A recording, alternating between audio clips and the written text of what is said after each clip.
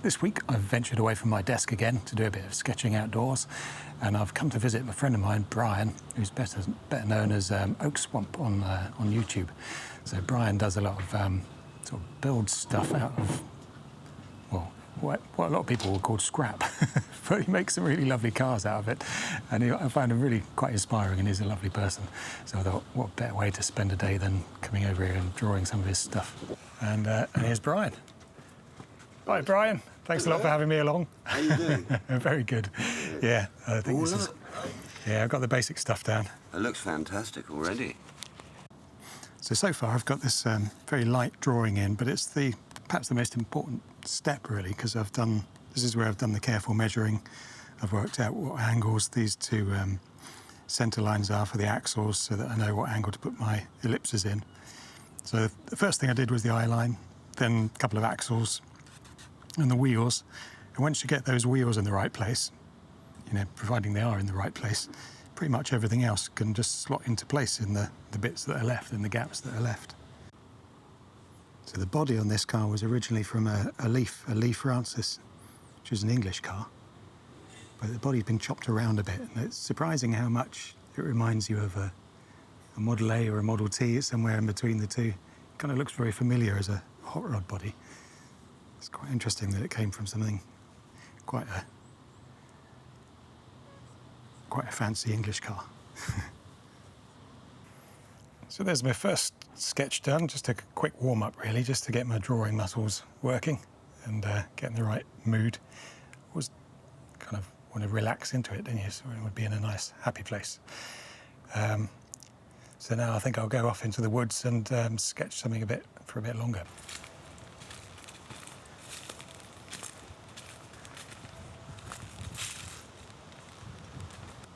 So this is the car that got me to meet Brian, because I was sort of just stumbled across his channel on YouTube quite a while ago now.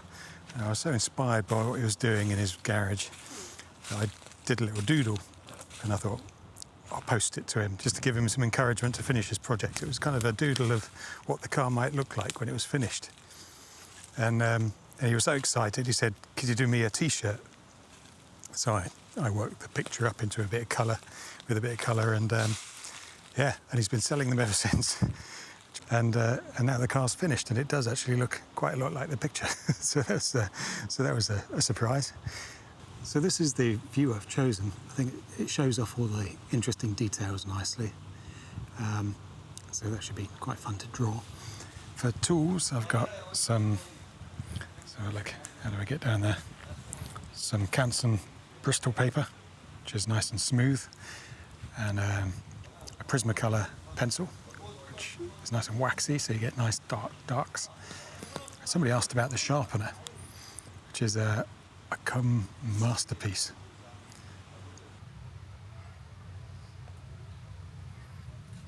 So hopefully you can see that. I've been drawing 12.5 minutes, and I've got the basic sort of measuring done, but I've made a few mistakes along the way. You can see there's sort of a few lines in the wrong place, but hopefully they're light enough that I'll be able to just knock them back a bit with an eraser, and then yeah, start doing the fun bit of getting some contrast in and some details and all that fun stuff.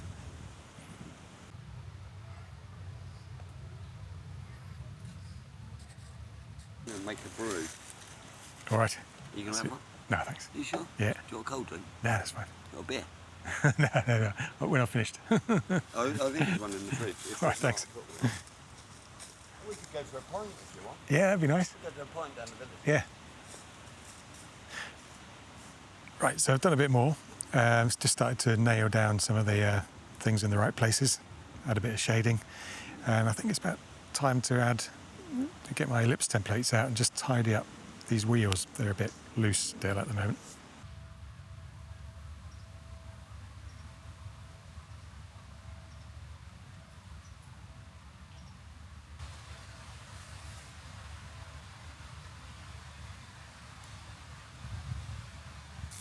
So Brian, tell me about your car then. What did you start with? What gave you the idea to start building this? Well, I built a hot rod back about 2000, I think it was, and it was out of an Austin 7. And when I built it, I had a big V8 in it and all that, and heavy axles. But really, It was hot rods influencing me, but really what I wanted to build was this. Yeah. And that has sat in my mind since. And it's not a lot dissimilar from a hot rod, but it was an Austin 10 Colwyn, Austin 10 Colwyn with the full body on, and I chopped the suspension off at either end and changed it to get it. I lowered it for about 8 inches. I'll have to find a picture of one just to see how it started off. It's probably quite different, isn't it? It looks a lot different. But by lowering it and putting the axles in front of the chassis at either end, it meant I could lower it by about 9 inches. Yeah. I think it was. And the engine, do you want to see the engine? Yeah. This is a little Reliant 850 engine.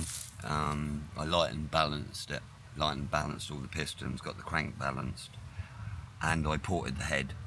And it's probably about 50 horsepower. Yeah. But considering the car's 380 kilos, it makes it 150 horsepower a ton. Yeah. When I built before, you kind of got role models of other people building, you know, the 32, the iconic 32 Roadster. That's always in your mind, but it wasn't really what floated my boat at the time. And now we've got to this stage, it feels more like an art project. The grinder's more like a paintbrush. That's what I liked about you. When I watched the first few episodes, it seemed like you only had a grinder and a hammer.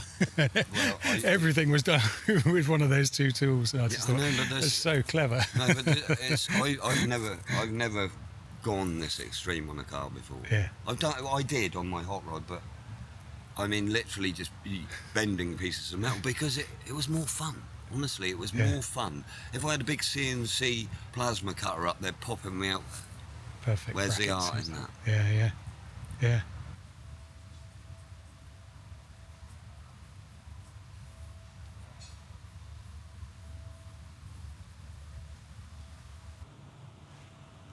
Right, so that's it pretty much done, I reckon.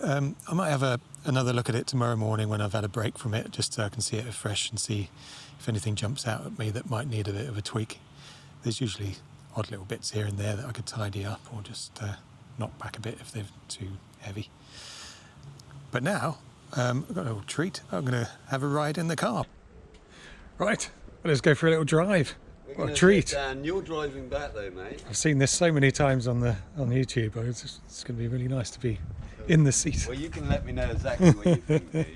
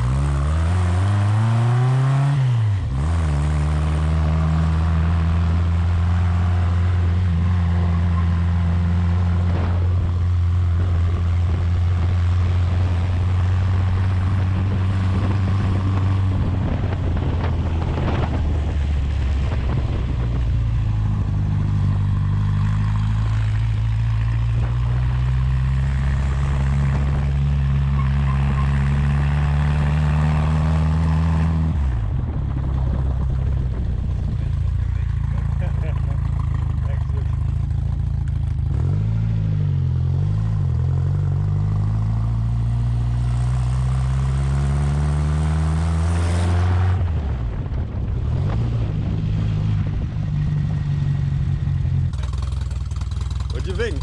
Yeah, it's great. I'm really enjoying it. Thanks so much. Do you like it, man? Yeah, it's really good to drive. It's nice, isn't it? Yeah. It's surprising. When you get it on the open road, it's a lot sweeter because you're not bouncing around, but we'd have probably run out of fuel up there.